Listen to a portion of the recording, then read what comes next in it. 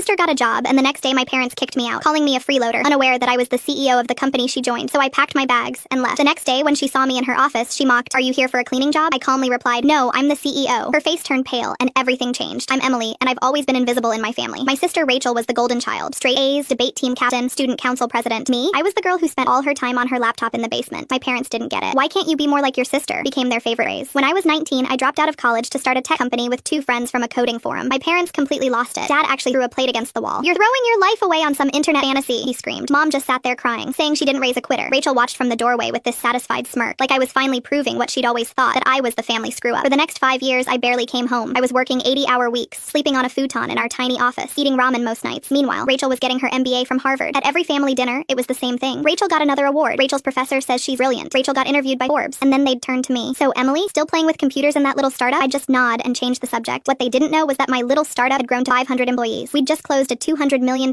funding round. I was on the cover of Tech Entrepreneur magazine, but I never told them. Why? They'd already decided who I was. The dropout, the disappointment, the one who'd never measure up to perfect Rachel. Last Monday changed everything. I was home for Mom's birthday when Rachel burst through the door waving a paper. "I got it! I got the senior analyst position at TechCore Solutions." Dad literally lifted her off the ground, hugging her. Mom started crying those happy tears. "We're so proud of you, honey. This is such a prestigious company." Then Dad turned to me with this disgusted look. "See, Emily, this is what real success looks like. Your sister has a real job at a real company. Meanwhile, you're 24 years old, no degree, still living in our basement like a teenager. We've supported you long enough." Mom nodded. "We think it's time you figure things out on your own." I just stared at them. Rachel was smirking again. "Maybe this will finally motivate you to grow up." Dad Scan the QR code to enjoy the wonderful continuation for free. New users will also receive additional rewards.